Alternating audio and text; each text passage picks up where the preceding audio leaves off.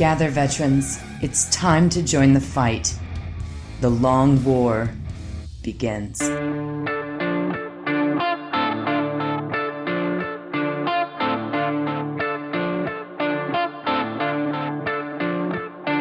This is The Long War. I'm Rob Baer, and joining me once again are my partners in crime, Boucher and Wyatt Turk. What's up, guys? Yo, dog, great to be here. Hey, what's up? I had an espresso tonight. I got all sorts of energy. Oh, hopped up on Mountain Dew. I'm all hopped up on the queue. I'm going to come at you guys like a spider monkey. You're not ready for this. I'm back. I returned all my videotapes again. What a wild ride. Late fees? Nah. You don't pay those? Nah. Those are for chumps. Fucking rewind the VHSs. Be kind. Don't rewind. God, I remember that doing that. God.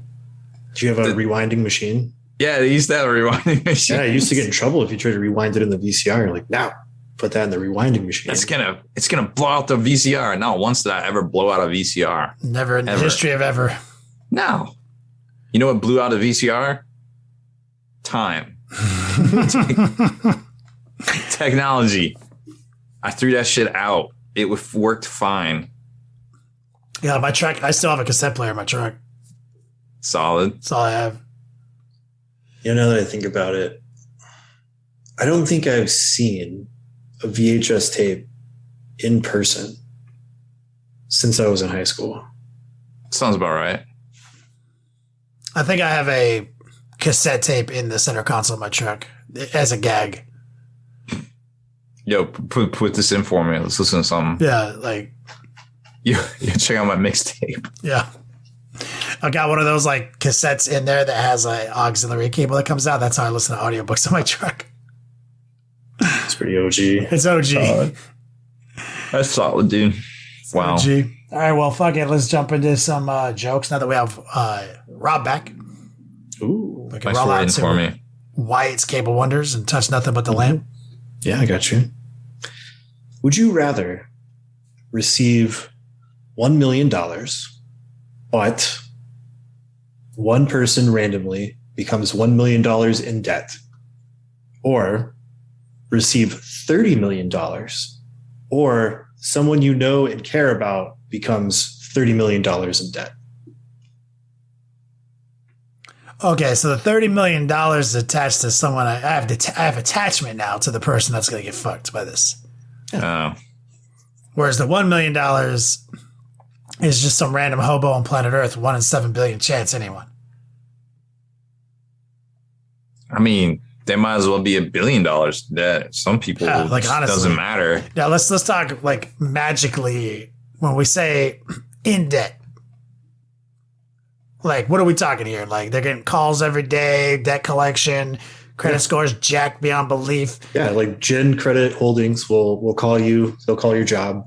Like, they'll report you to the IRS, all that shit. So they'll go through the normal protocol that a regular person goes through when somebody's telling them that they owe money. Yeah. And who actually did they owe this money to? Gen Credit Holdings. Dark decision. Now, He's going to get you. Is this credit holdings company subject to the same rules and laws and regulations of the region, like on planet Earth? No. Or is it going to fucking steal money, siphon Like money? if you like were $1 million in debt and you went to the SEC and tried to like tell them about this and they sent an agent out, there would be like nobody. There would be no bill. No, I mean, like, are they going to do the same thing where they're like going to try to talk you into deals, try to get you to wheel and deal into payment programs? Like you could put it off for a couple of years and they're just going to keep calling you worse. Then eventually you have to cut a deal with them and start making payments. Is it going to be like that, or like just instantly they're just magicking money out of your bank? No, like they're going to go after you. Okay, they're going to go after you, like, and it's going to be up to this person to utilize their brain power and abilities to. I just want to make sure it's not like, because I feel like personally, I could be happy with. I can go on the rest of my life and sleep at night, knowing that someone I care about's in debt $35 million. Fuck them all. I don't know if I'd be okay with that.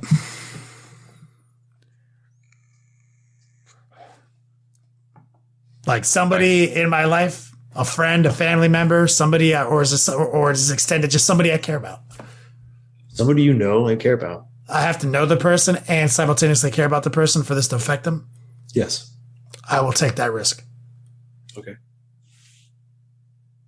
I will take that risk. Do we have to choose one? Yeah. My whole spiders otherwise. You know how it works. Yeah. It's like Squid Game, dude. You can't get out of this. I guess we'll just do them. I mean, at that point, you might as well just do the $30 million because it could be $1 billion for somebody. The effects are going to be the same on them if you have to choose. The difference is the tax. So big. I don't like. I'm as equal. Like somebody I care about versus somebody I don't know exists. They both suck. So I'm just going to go with the more money. I think you just kind of have to go with the more money just because it's the same result on the person, whether it's $1 million, $30 million, or $1 billion. It might as well be infinity dollars. Like that's just something people don't come back from. Mm-hmm. I'm going to spend a lot of time getting to know and meeting celebrities that I care about, so I can keep adding that to my pool as well. So, like in this matrix of must have known and cared about person, I'm going to try to skew that math to force it onto somebody. The form of the destructor has already been chosen. Like, oh no! You get the money. It's already somebody's already been chosen. You cannot. That's gaming it. You get beehole spider. See, knowing my luck, Corbett is right. Game now. What's that? Said Rob has truly embraced the game now. Yes. I get it. Like, Corbett says, you know what? Well, you would just have given Bonet $35 million. That's exactly what's going to fucking happen. Because like, I'm actually like people I know and care about. Fuck, that's like 3 people. Yeah, it's random. Yeah, I guess that's the only difference is it could weigh. I mean, it could directly weigh on you or it could just weigh on you. Right. So to whoever gets chosen, it doesn't matter. It's the same result. It's the same level of stress. It's going to be Bonet, guaranteed. But so then I'm going to have to. So No, it's actually tight. It's actually the best scenario because I just got I just got pre-approved on a $35 million loan, dog. I could never get that under any circumstances. Yeah, but it's going to stress you the fuck out because literally a living human that you know and care about is going to be stressed. It's going to be Bonet. Fucking the holdings company is going to be like, you need to pay these monies back. I'm like, tight, because actually I just came in at $35 million. So let's work this out. Let's structure these payments out. I'll negotiate the lowest interest rate. But that's gaming. No. If I have there's a very small group of people that I both know and care about. Using I actually know this person. Not like I have met this person once at a fucking I was waiting for him to come to this realization because I was like, it could be Rob. Yeah. It could be me. It's a very small list. It's actually a very small list of people that I actually know. Like I can say like I know Rob. Not I have met Rob. You know what I mean? Yeah. Like there's lots of people I care about. Like I've been in the same room as Dwayne Johnson. By the most technical loose definition, I know him, but I definitely care about him. Right? I don't know him. I don't know that guy. So there's a very small list of people. I'm tight with this. It's going to end up being Wyatt. Wyatt's like, he's like, damn, I just got fucked. I owe him $35 million. Like, tight. We'll go into business together. We just got pre-approved on a $35 million loan. We will use that as power, renegotiate, get it down to like 2% interest with these payoffs. And we just got fucking as sick as startup capital to start anything we want. We can make this work. We can do something with this. I just don't see it. I'll take that risk. Like that. I'm gonna do $1 million because I don't want to get stressed out by somebody near me.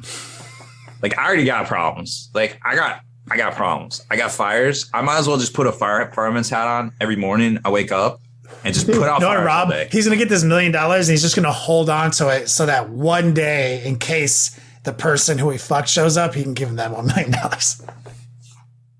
Dude, I just don't need extra stressors in my life. Tight. I understand. I understand where you're coming from.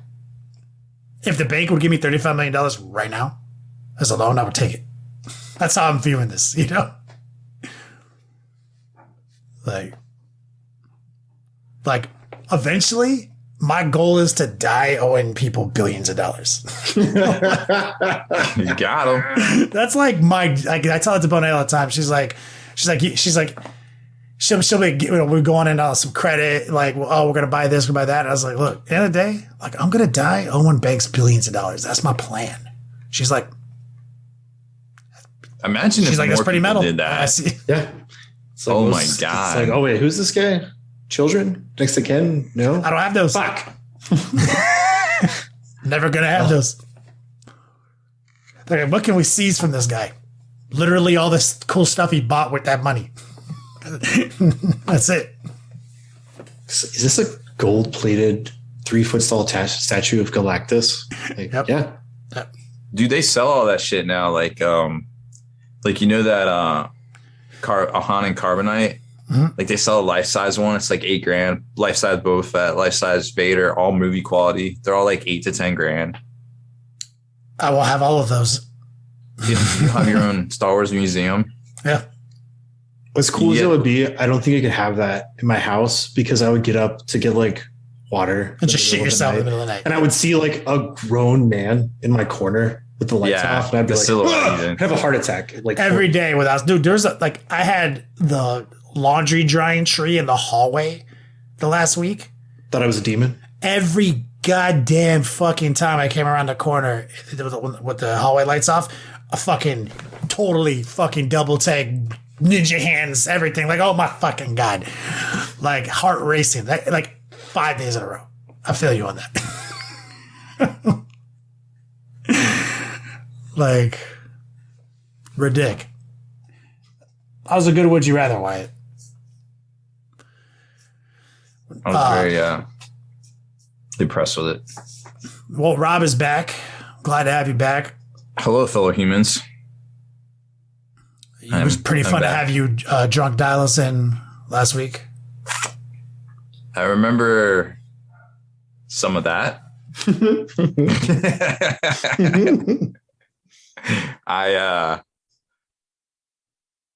My goal was 10 martinis that night. I did not get to 10. A goal. Okay.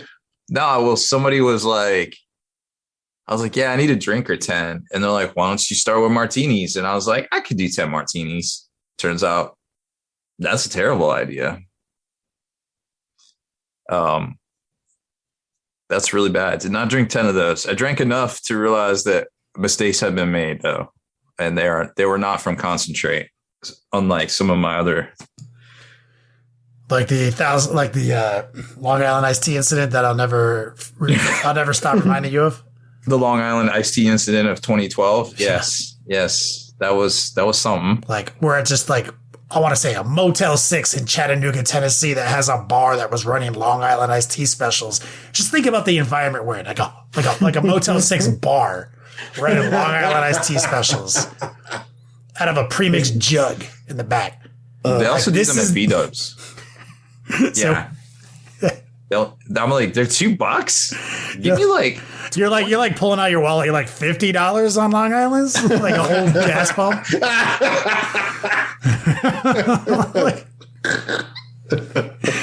Oh my God, that was wild. Those were some wild times, man. I've done some dumb shit, guys. Anyways, so we're back. We got new G-Dub releases. If you haven't heard yet, Necromunda's back. They're going to be playing out in the sandbox. So they got the core game box, Necromunda Ash Waste. It's coming out next week for a paltry $299 USD. Now, fortunately, if that's not up your alley and you're trying to get some of the models out of that kit, like the cool little quads or those No-Man looking dudes, they're pretty tight. They have all those kits coming out separately. So you can get the Nomad War Party, I guess it's called, for $47. The little bug riders for $47. Dustback Hemolites, I guess is what they're called. Or the quads, which I hope there's 2 in the box for $47. Might just be 1. Who knows? I'm hoping there's 2.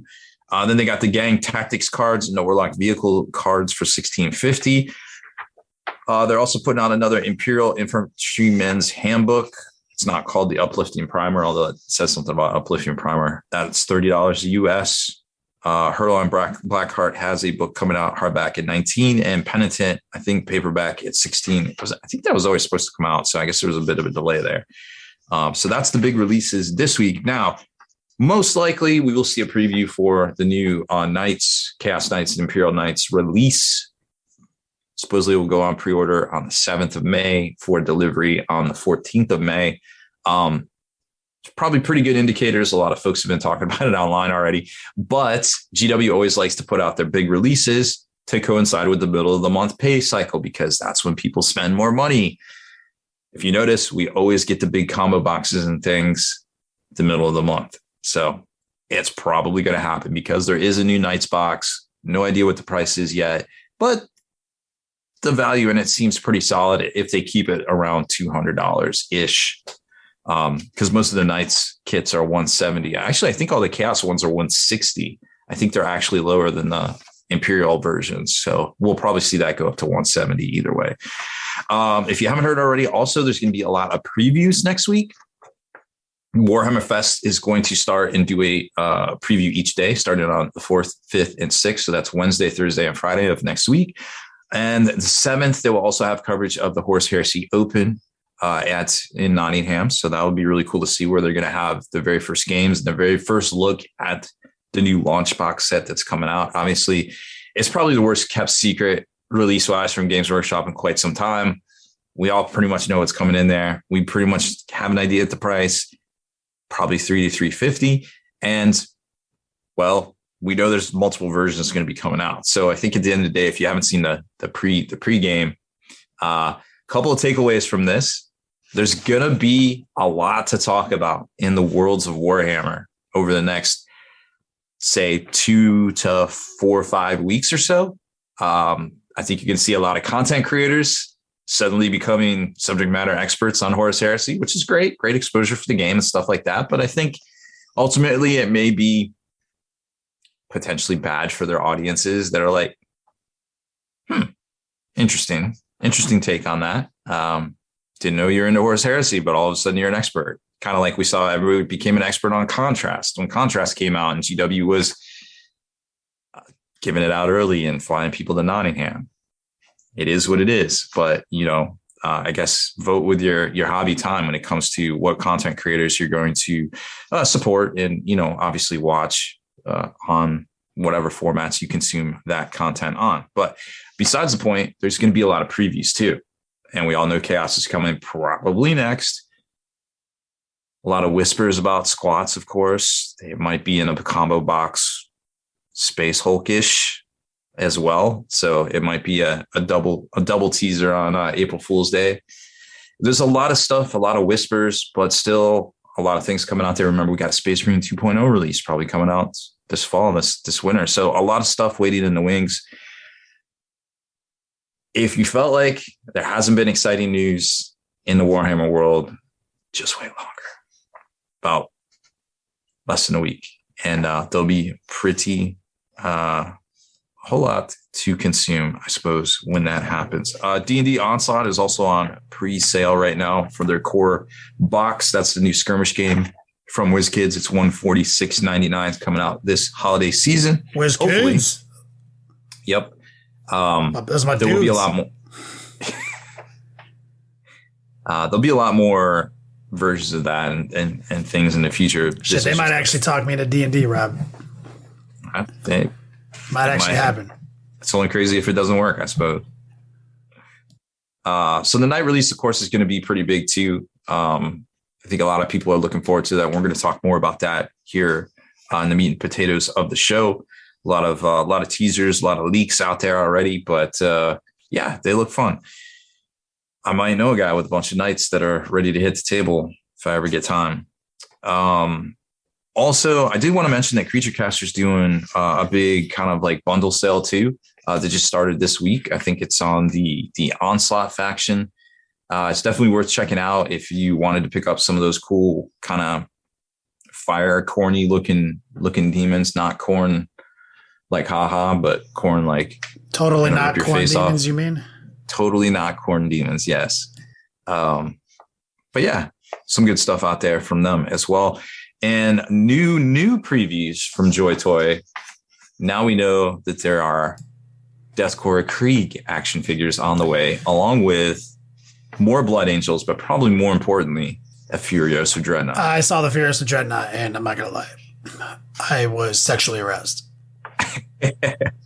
So before you go flaccid again, let me tell you what else supposedly is coming out. There is a rumored schedule of releases out to the holidays for them. And some of the new stuff that might be coming out is a Redemptor Dreadnought for a lot of the Marine factions.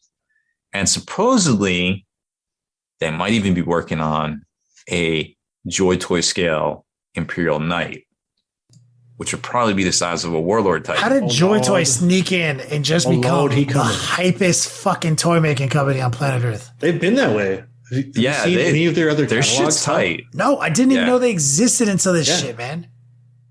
I knew all the other stuff. I knew about Hasbro and fucking McFarlane, of course. Like, somewhat of a declarative statement made with the best of intentions, but like, man, Asian toy markets are so much better than ours. Yeah, like, that's what I've. They do not fuck around. That's what I've come to acknowledge. So the Death Corpsmen and also the Blood Angels will be going on pre-order in the Asian markets this Friday. Oh, this reminds me. I got my shipping confirmation for my Black Legion Terminator hero from Joy Toy. I think the 27th. I think a lot of stuff was supposed to ship on the 27th from the Asian side for all the Black Legion and all the Ultramarine stuff. I think most of the stores sold out of the Primaris Captain. That was the only one I saw that was sold out. But yeah, all that stuff shipping out. So we'll start seeing it here very soon. Where did I buy mine? It's called. I open up this like shipping app to remember, because I was like, "What is this?" Yeah, I woke up this morning. Oh, it's Show Z Store. Oh yeah. That's where I got mine.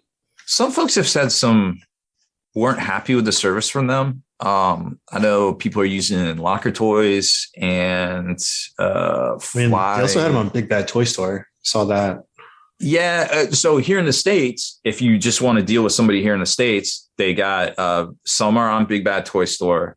I personally don't like Big Bad Toy Store. I've had some bad experiences with them. Entertainment Earth has them.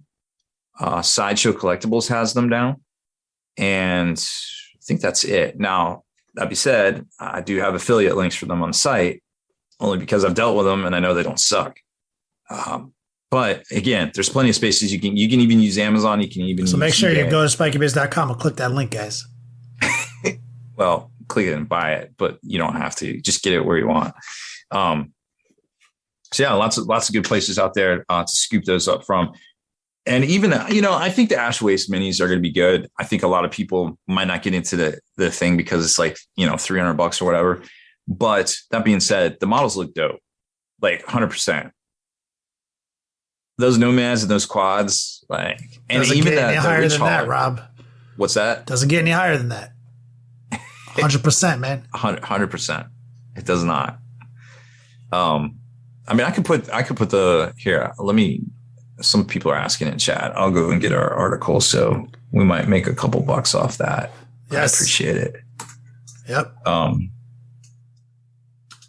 100% of the money that Rob makes on those affiliate links go back to help and support the families of people who have been placed into debt due to evil and malicious evil gin wish making from Would You Rathers across the world. I'll probably spend it on booze or other toys or paying employees, whichever.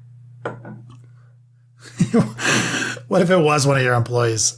You take the $1 million and then you're one of your employees is like, I just got this letter in the mail from this weird corporation saying I owe $1 million.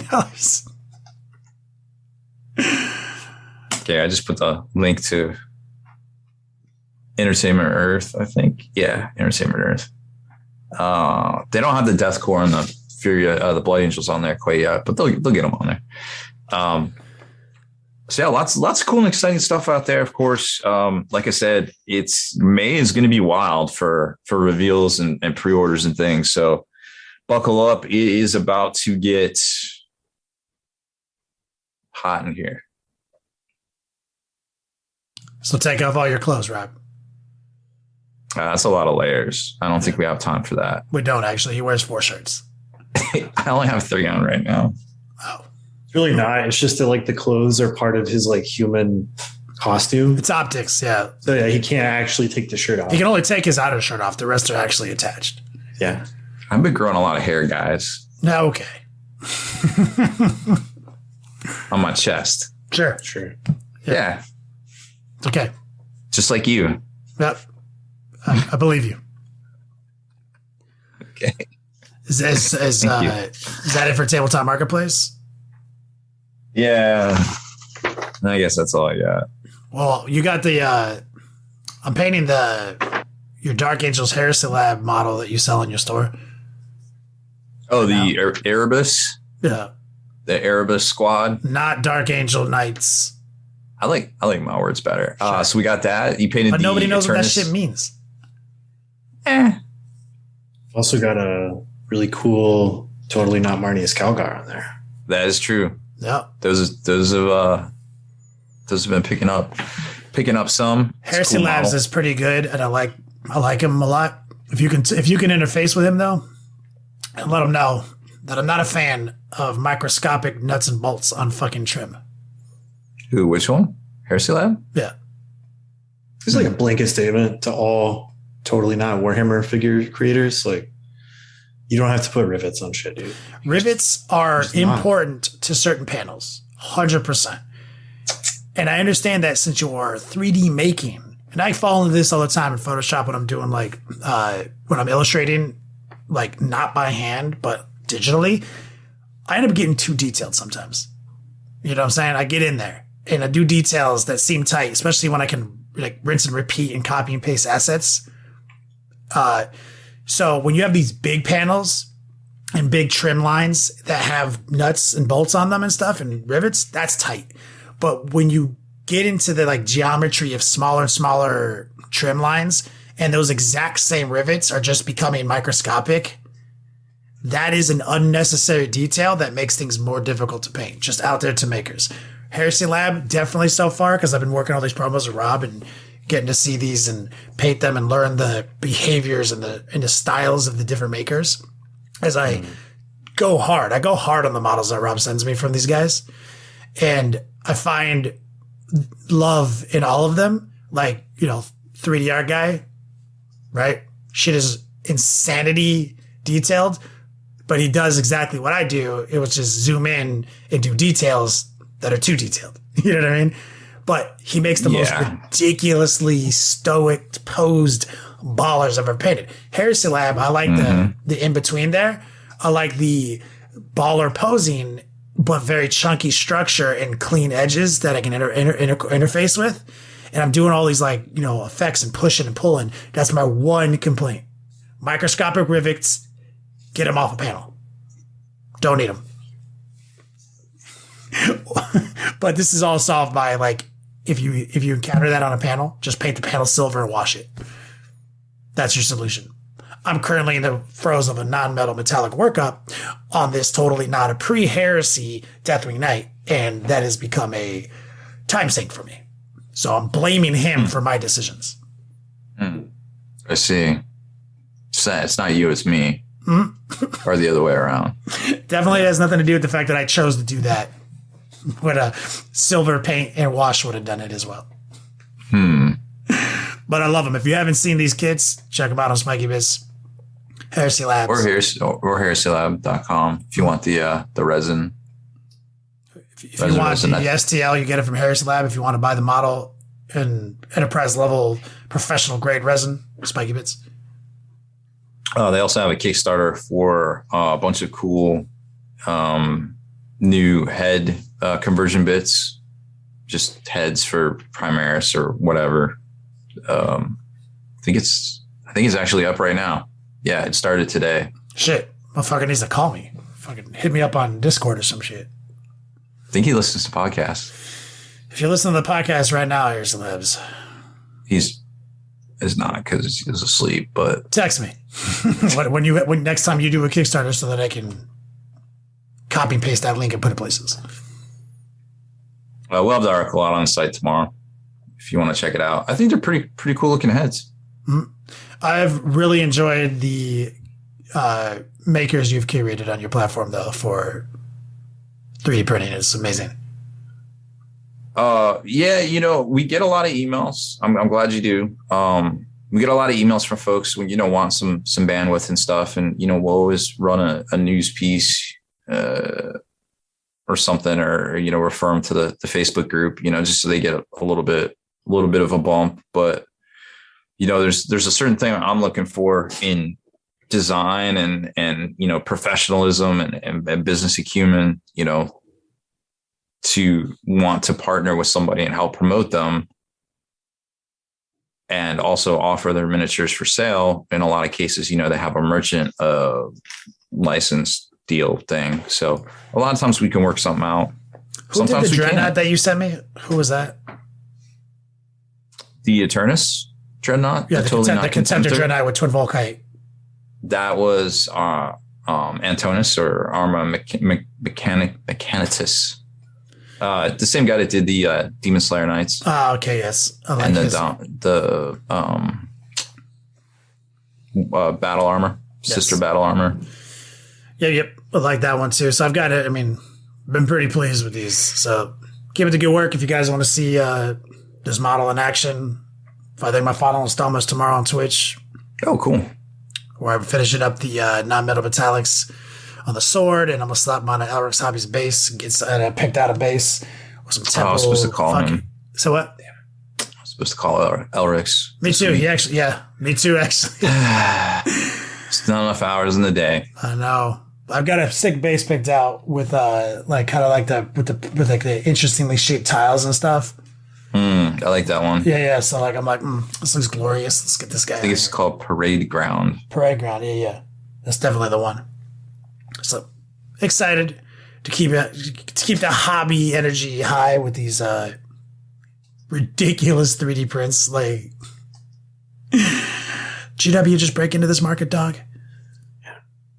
I mean, they still have the sickest new releases design wise, but there's a lot of 3D stuff out there that's like, you look at the old GW stuff, and you're like, there's an entire army behind my shoulder right now that's Nichio true scale models. Yep. Those are real sick. Just break into it, GW. You won't be sorry. Yeah. Nah. Yes. Okay. When you're just printing money at your studio now and you just Scrooge McDuck diving into fucking gold coins, like, you'll thank me. But you would kill yourself if you did that. Yeah, there's a Family Guy bit about that. Yeah. Oh. There is. Oh, okay. Oh, at least somebody else realized it. Yeah, Peter just like nosedives into a pit of gold coins, and it's just like, he's like, they're not liquid at all. It's like diving into concrete. All his arms and legs are broken. All right, well, let's talk about these new knights. Since we've last talked about them, we were able to talk about some of these cool upgrades and some of these basically flow charts on abilities you can unlock, and a lot has happened in that week, Wyatt. So why don't you guide us on some of these developments? Yeah, so we got some new info, and this is in relation to what you get if your entire army is Chaos Knights. So that was like one of the questions we had, right? Like, what's our cool thing for only fielding Traitor Knights? And they told us it's called Harbingers of Dread. It's this cool mechanic, and the way they're selling the fluff is that these knights are so in tune with the chaotic powers that when they gather in great numbers, it just creates like a warp storm on the battlefield. And the changing winds of warp and all that stuff, different things happen. So every turn at the start, you choose one of three options. It's either doom, despair, or darkness. And based on the turn number, each of these has a different effect. So if it's like turn 3, they each have a different effect than when it was turn 1. And this is sort of their, as the game goes on, growing in strength, kind of snowball type thing. But you can switch between the three, with Doom being the linchpin. So the way it works is you start in Doom, and then on the next turn, you can choose either Despair or darkness. And then on the subsequent turn, if you want to go somewhere else, you have to go back to doom. So it's sort of this like triangle without the third side, if that makes sense. So doom is at the top and you can go left or right, but you always have to go back to the middle before you go to the other side. So this is like the thing the Custodes got, right? Yeah, it makes perfect sense. Yeah. They show off some of these. Yeah, doom is neutral. Like you have to go back to neutral. Right. So they show some of these. They don't necessarily say like what turn these are going to take effect, but one of the doom ones is it's called Dread Host, and it says while an enemy unit is within dread range. So that also gives us an inkling that our knights are going to have this aura ability called Dread that you can enter into. So if you're within dread range, subtract 1 from leadership characteristics of models. Sounds a lot like contagion range. A little bit, yeah. And each time a combat attrition test is taken for that enemy, subtract 1 from the combat attrition test. Wait, this is Dread, so this is not even Doom? This is Doom, but the label of this one is called Dread Host. Because you have to assume that because there's 5 turns, each one of these 3 categories will have an effect for one of the 5 turns. Oh, okay, I get it. Okay, I now understand more what you're saying. Right. But the thing with this article is they don't tell us what turn they're associated with, right? So Doom Dread Host could be turn 1 or it could be like turn 5. Like we don't know. They show off one for the Despair called Creeping Dismay. And again, with dread range. So while you're within dread range, if an enemy unit has any aura abilities, subtract 3 inches from the range. And if an enemy unit has any abilities that are used in the command phase, subtract 3 inches from the range of those abilities. That could be cool. I can definitely see this having some play on like a melee knight where you're like, go get stuck in. And then all of a sudden, all these people's like command ranges like shrink. And then that takes their whole army out of like their perfect movement stuff to stay within aura abilities. Like that's pretty cool. They show off one for darkness called Pall of Darkness. And each time a ranged attack is made against this model, if you're farther than 12 inches away, subtract 1 from that attack's hit roll. That's pretty fucking strong for knights. Yeah, it's pretty cool. They show off another Despair called Paralyzing Insanity. Great name. While an enemy unit is within dread range, if that unit has OBSEC, it loses that ability. Oh, another really strong one. Yeah, another really good one. Another Doom one called Horrors of the Warp. While an enemy unit is within dread range of this model, each time a combat attrition test is taken, subtract 1 from that attrition test, and an unmodified roll of 1 or 2 models flee, or two models flee instead of 1. So on the roll of a 1 for your combat attrition, 2 models run away instead of 1.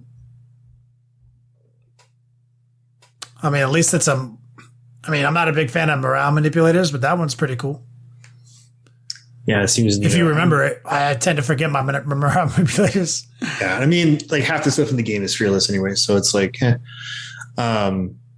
yeah, this is pretty cool. Seeing a trend with Despair being kind of centered around being up close and personal. So maybe that's a theme. And Darkness being kind of cagey. Yep. Again, maybe that's kind of a theme. But yeah, overall, I think this is a pretty cool little mechanic. It's easy to understand. I like it. I'm a big fan. Bonus cheat codes, very chaos as fuck. Now, where does this slot in? Because like, obviously, some leaks have been making the rounds on the interwebs since we last talked. I can't tell you how many times I have been Facebooked a screenshot of a spreadsheet with points. Yeah. So we did get some leaks, right? So we've got a points link and goes over some of those changes. We can see some organizational changes, which are probably for the better. So all of your knights and war dogs based on loadout are a different data sheet now. So for example, your war dog executioner, which is the Helverin with the twin autocannons, that's its own data sheet. And then you also have the glaive, the Stalker, the Carnivore, and the Brigand. The Stalker and the Carnivore being the melee variants, and the Brigand being the double range, but with the different guns. You can have like 2 of the assault cannons, or 1 of the Meltas and 1 of the assault cannons, like that kind of thing. It's a subtle change, but it means a lot for dedicated night players, because before it was rule of 3, Rob, and they're all based on the same chassis. No, I get that. So even though you can squadron them, right? It's 3, right?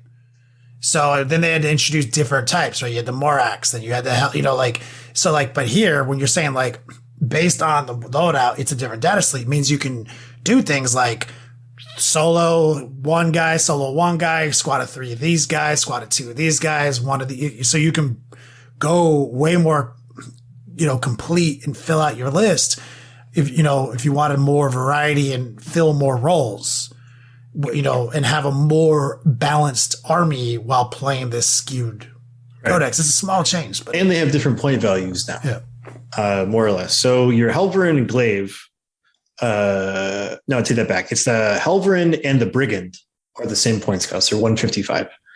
And then your melee variants are either 145 or 140. And your Glaive is 145. So you have a little bit of play there where maybe it's like, oh, well, how do I drop 10 points? Like, oh, I'll just change this Helverin to, this other war dog. Kind of cool. We saw that. And as Chad has said, in layman's terms, that means you can run 12. Yeah. But I'm not saying that before, but it's organizationally, it's different. Yeah. Now I'm not even saying I'm not even saying you need to run 12. I'm saying like just have a little bit more freedom. Right. It's pretty cool. Despoilers are back. Desecrators are back. We have the Abominant. We can also see this new change where the Despoiler, which is your double ranged option, and it starts off at a lower point cost. It's going to have 2 range weapons. And I'm also drawing inference from this, meaning that your melee weapon on the Desecrator is rolled into the cost, because the only point cost we have here is range weapons. And the other thing they're doing is if you're taking double of a weapon, you increase the points by 20. So 1 Demon Breath thermal cannon is 50, 2 of them is 70. Okay. What, 70 each, or? So if I'm reading this correctly, they double it.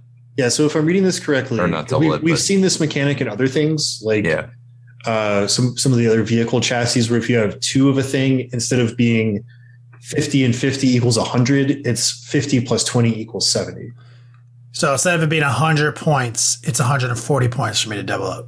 We don't know yet, because that would be on trend.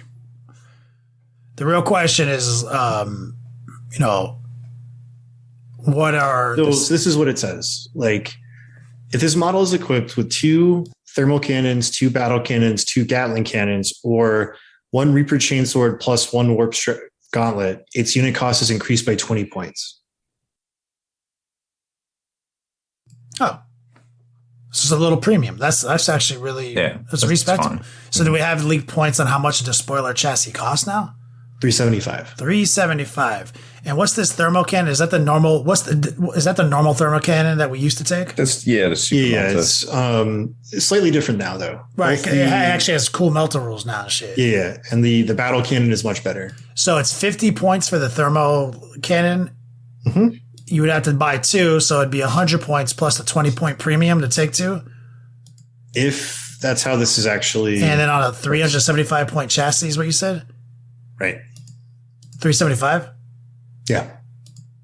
So 495, that's pretty about what we've been paying. Mm-hmm. Right? That being said, like, this is not a screenshot. So this could be word for word. It could be paraphrased. Like, right now, I don't know if this is the existing mechanic of what you have on other units, where instead of paying double point cost, it's single point cost plus an extra 20, or if it's double point cost plus an extra 20. Like, we just taking it at face value, it said 20 points add to the unit list, the unit cost. Right. So we're taking it at face value right now. So that's not bad. And have we seen statistics on the knights yet? Like wounds, invulnerables? No. No, so we don't know. So like 28. Haven't we? So 20. I mean, they're probably the same wounds department. So my major question is going to be is like, have they gotten stronger? That's the real concern. Right. Because then you also have to factor in that all of the favors of the dark gods, those are a points increase. Yeah. So for example, with one of the ones we know, which is Blessing of the Dark Master, that's what everybody's J and their D2, on a abhorrent chassis, which is your Questoris, it's 30 point extra. Okay, the spoiler is the baseline, like double shooter. I'm going off of the double thermal knight that it was the most popular knight in the game for a while. So so what is it for him? So it's the same. That's an abhorrent class. That's abhorrent class? So you have war dog, abhorrent class, tyrant class. Oh, okay. So abhorrent class is stock knight. Okay. Right. So it's 30 points for him to get this damnation or whatever it's called? Yes. Okay, so now he has transhuman locked and loaded, or does he have to do the kill counts first? So the first thing is you cannot reroll the hit roll, wound roll, or damage roll against it. So baseline. And then once it gets the 10 points, it can't be hit on a 1, 2, or 3. Right. Then it transhumans. Okay, so 525 for that new layer of survivability is really spicy. Mm-hmm. So we haven't seen like new armor save. We haven't seen new 2-up save characteristic. We haven't seen any of this stuff yet. There was a leak saying that the Tyrant class had a 2-up armor save innately, but that's it. 525 with transhuman. If it's still just Iron Shield's 5-up, pay resource to make it a 4, 3-up save, and 24 wounds. It's not good enough for me right now. Now, depending on at what point in the game I get to be -1 to hit as well, before I go into transhuman hitting, is important. Like that warp storm chart that they gave us. Like if I can go into this, you're outside at 12 -1 to hit on turn fucking 1. I'm leaning toward it now again. Like, okay, so that gives me some more mitigation before I'm able to turn on the transhuman hitting. So I like that. I like it. But we also looked at some of the relics and stuff last week, right? Or no, I don't think we had relics for this. Do we have relics? No, I don't think the relics have been spotted yet. No. So we had the one that we talked about last time, which was the not like invalidate a past saves, but yeah, like a lot of stuff is still hidden from us. So Rude. So 525 for this transhuman knight chassis, taking everything at face value for what it is. So the old double thermal knight is definitely better than he was. Just if nothing else changed. I mean, just the changes to the thermal cannons is a huge change. The defensive mitigation and prowess is a huge change. Now, I did hear the rumor, because I don't read, that we can soup. You can soup if you wanna. So without breaking my Death Guard rules? That's the rule. Or that's the rumor. Well, actually, that's not the rumor. That's not what Warcom said. Yeah. Also, 3 of the little knights make 1 knight for the same thing. So how is that going to be accomplished? How am I going to jam this guy into this 1 knight into my list? So what it said is that you can bring it and it does not change your army-wide rules. So if we're assuming basic, list building tools, you just take it in a super heavy auxiliary detachment. So super heavy auxiliary detachment. Say we share enough faction keywords that I can do it for less CP.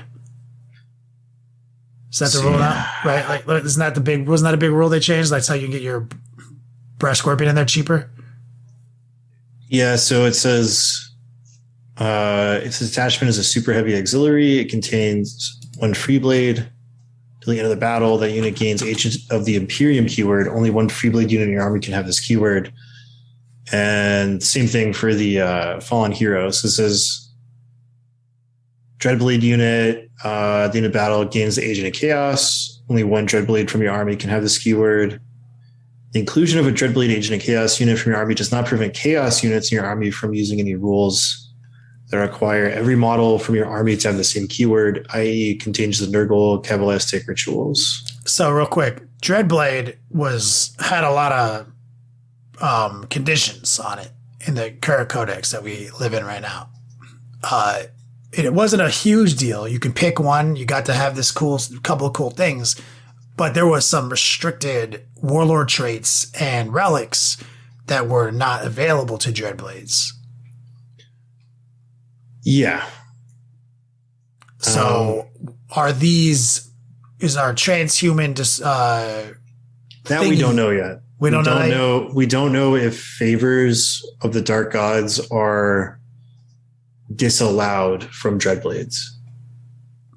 Don't know that yet. So that information. Okay, so it might not be the greatest thing since sliced bread just yet, but it could be. Here's another thing to contemplate too. If you're Imperium, it gains the Agent of the Imperium keyword, and you can only have one Agent of the Imperium in your list. So if you were playing, say, Space Marines, and you're taking that Inquisitor to do your psychic interrogation for your every game, all of a sudden you can't do both. Can't do both. Womp womp. I mean, that makes sense. That's a trade-off. Like, Yeah, it's a trade. I get it. So yeah. So I mean, right now, 525 face value. If I can sneak this guy into my Death Guard army, just using that as an example, lose none of my Death Guard rules, gain this ballin' ass huge beast, right? Tons of wounds and vulnerable saves, massive firepower, who has access to this like warp storm chart to turn off people's objective secures. Well, you don't get that though. So they lose their shit. Right. Oh, because they're not an army. Thing, you only get the Harbingers of Dread if it's knights only. That's so it's your interesting army because bonus. the whole souping thing is like only for the people you're souping into. So this rule because is that's my rule says the same thing, right? It says if it's Death Guard only. But they're saying no, it's you're saying cool. the inclusion of a Dreadblade Agent of Chaos does not prevent Chaos units in your army from using any rules like that. So it doesn't break your Death Guard stuff. But the Harbingers of Despair thing, you can only utilize that if every model in your army is keyword knights, whatever the knight keyword is. So it's not perfect souping. Yeah. So to answer your question, if it is possible to have a Dreadblade with Blessing of the Dark Master and still have a Warlord trait and still have a relic and all that cool shit, he's the best 525 you're going to get. But that's a big ask. If that's possible. Because, I mean, if anything were going to really upset people about Knights souping in, it would be that. Yeah. Mm-hmm. Like, and I don't think they're trying to bring back the ghost of the Knight Castellan. You know what I'm saying? Yeah, because it's like, so think about the points on that, right? If I can have a Knight Titan with the Melta gun and the battle cannon and Favor of the Dark Gods that can go into my Chaos Space Marines army for 525, why would I ever take a Brass Scorpion again? Because they're the same point cost. Like, that Knight is better in every way imaginable. Yeah, the big stuff needs to get better too, man. Like the Brass Scorpions and all the Forge World shit. Like, damn it. I can't see them. I can definitely see the Armiger Warhound game being pretty strong though for this. Like, to bring in like stable weapons platforms that are kind of tankier than normal. Yeah, because you can take a squadron of 3 for one Dreadblade spot. I could see that being kind of valuable, you know, like, so especially if the Forgeable ones are still that, like the, you know, like once they get their keywords and stuff, like the Morax patterns and like the mortal wound guns and stuff like that, could be kind of interesting to be able to just slot 3 mortal wound armiger guys into a list that already has like 3 Contempt or Volkite guys. You know what I mean? Right. Because what I'm wondering is, like, I want to see exactly how powerful some of this stuff is, because with the point cost the way they are, instead of paying like $450 or $475 for a second knight, what I might want to do is take the 525 ultra hard to kill knight, a Corn Lord of Skulls, and a separate detachment for 460, and then fill those remaining points with armigers, and just say, like, I don't care about the Harbingers of Dread table. Like, but if the Harbingers of Dread thing is super spicy, then like that would make sense to have all knights. Yeah, if the -1 to hit outside of 12 inches is easy to access, it's kind of hard to turn your back on that. Right. It's such a fucking strong buff for nothing if it works. Because they only showed us like 4 or 5. So I mean, like, there's a lot more we haven't seen. And then in a pinch, you make your moves and turn off objective secure. It's pretty good. It's pretty fucking strong. Dude, anytime turning off OBSEC, that's just... I mean, you do that to like, custodies, you're like... Oof. Well, you kind of need it for them. Like, a lot of people don't need it. Yeah. It's just like, you know, they need it, though, because, like, they're smaller unit sizes. They're going to get these rules that say we're objective secure because of this or that. And we're going to count as 5 or 10 models. Great. The other thing, too, is, like, I want to see our defensive capabilities with this army, because I feel like with as killy as the game is right now, even with all of these buffs, it's basically like a ticking clock until armies table you. It's like, can I score enough points before I get tabled based on the defensive capabilities of these knights? And then on top of that, you have to factor in that's like, okay, what type of event am I playing at?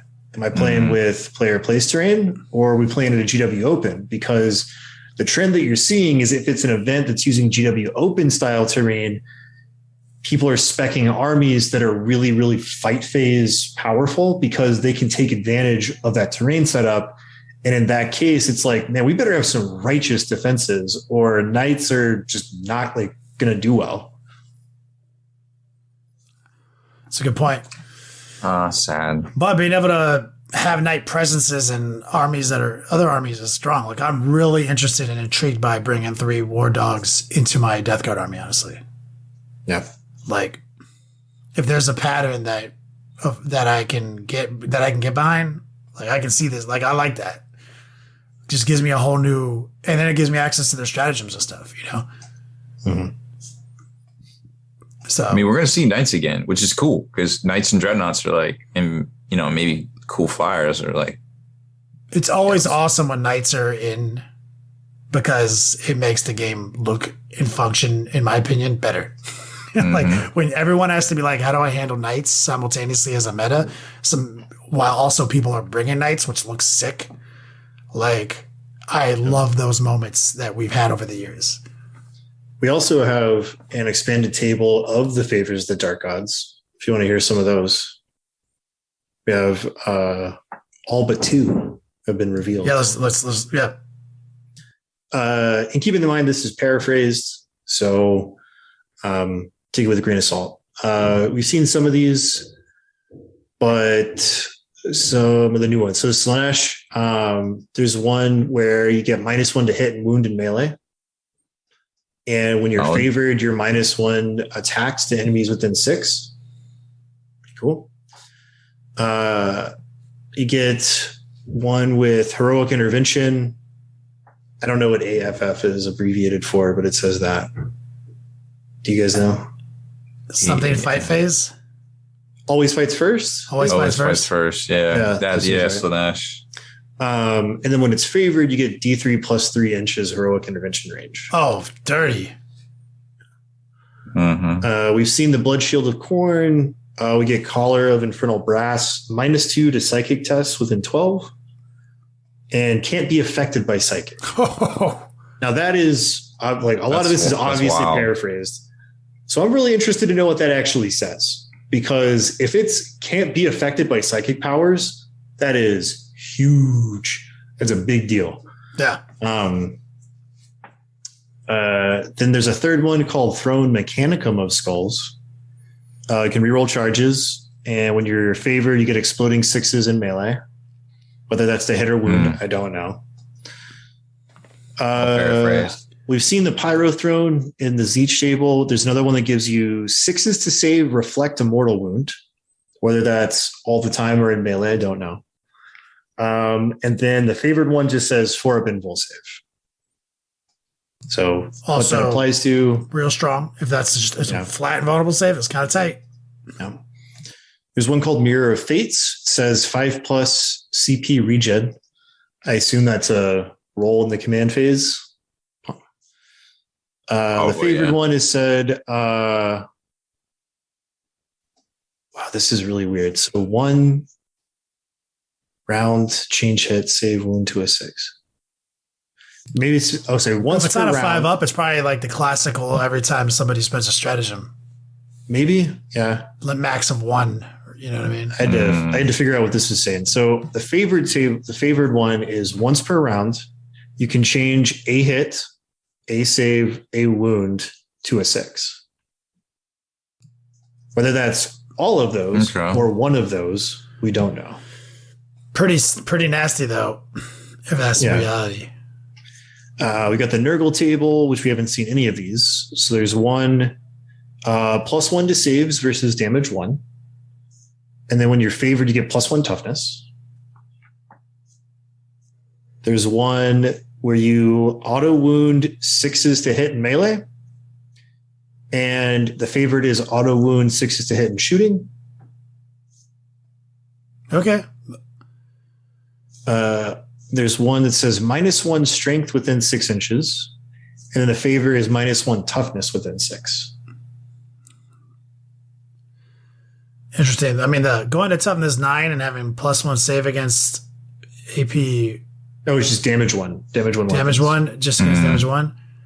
It's kind of interesting. That's interesting. Damage mitigator. Turning strength 9 into wounding you on 4s. Because it's a big breakpoint, strength, toughness 8, right?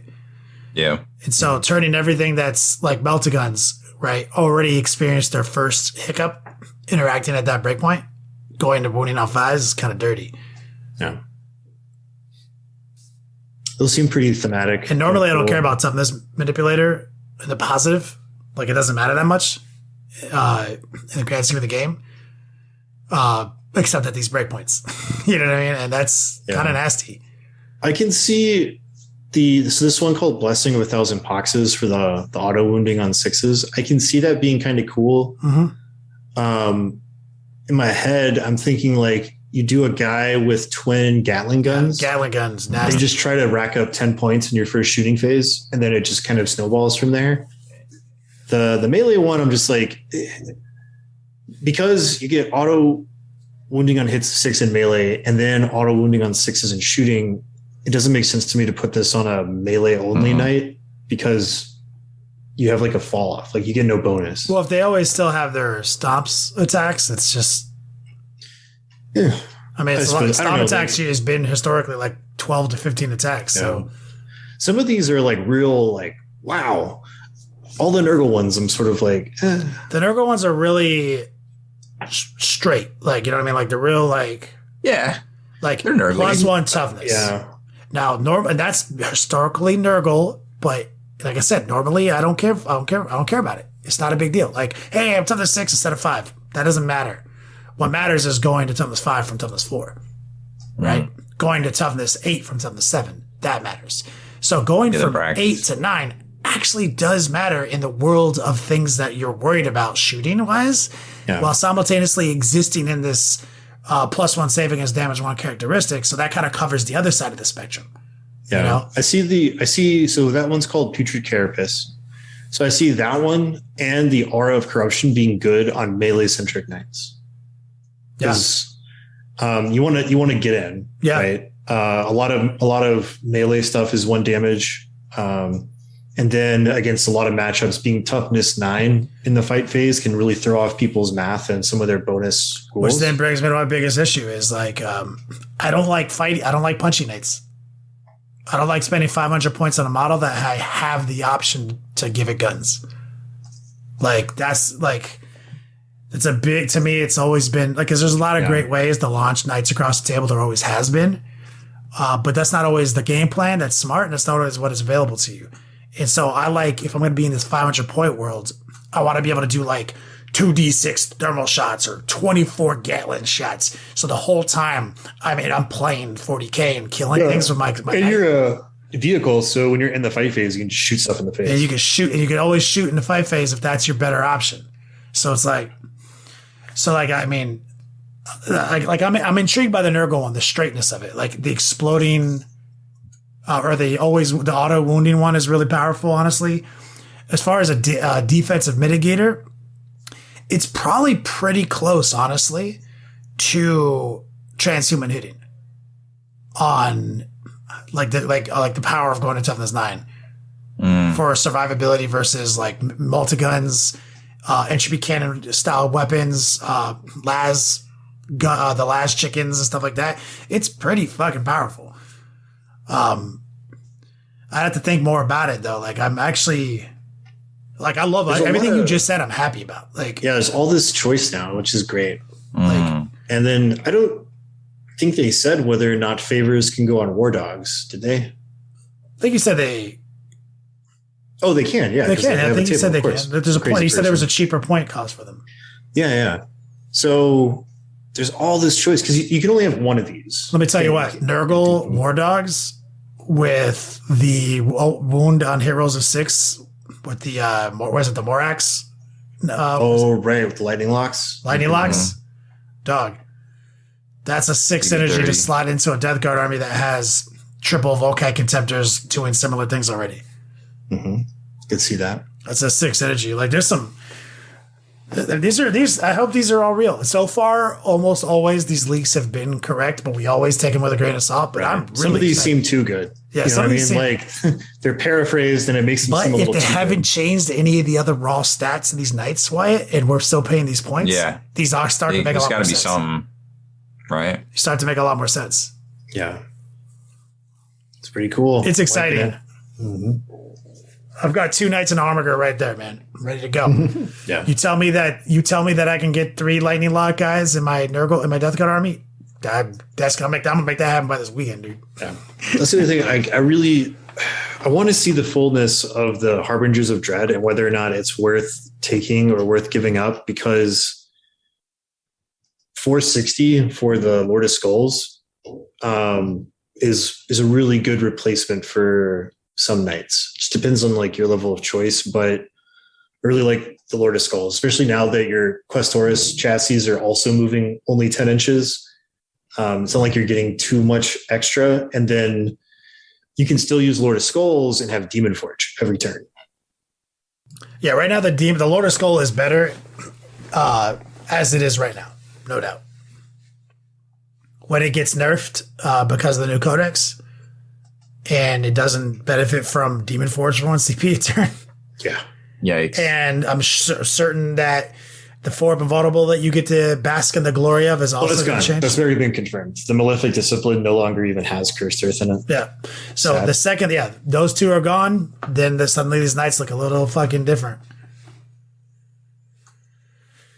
And honestly, I can see a world in which, this fucking, this super fighty Slanesh one with always fights first and D3 extra or 3 extra inches on Heroic Intervention or whatever the fuck it has, or Heroic Intervention extra 3 inches on Consolidate plus fights first. That's pretty serious.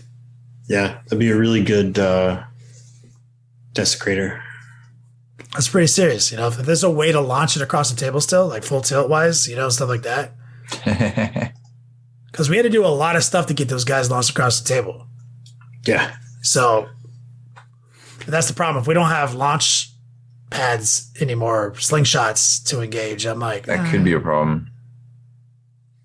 We'll see. Very exciting stuff, though. Literally fucking... Can't wait.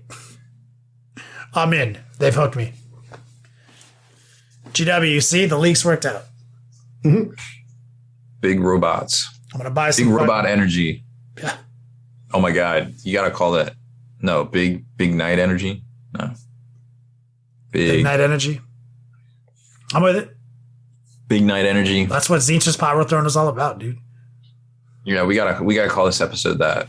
Big Night Energy, done. Let me write it down. All right, well, good show. I think we did it. If there's nothing else, Wyatt. Crap. We didn't talk about our Patreon. That's all right. Anyway, I said if there's nothing else. Yeah, no, there is. So we'll be rolling out some t-shirt promos here in a month or two, I think, over on our Patreon. So we'll be in touch with everybody. It'll probably be summer. Who am I kidding? It's a lot going on. Anyway, so for the exclusive content and early access videos and totally responsible spending of funds not on booze, become a veteran of the Long War today.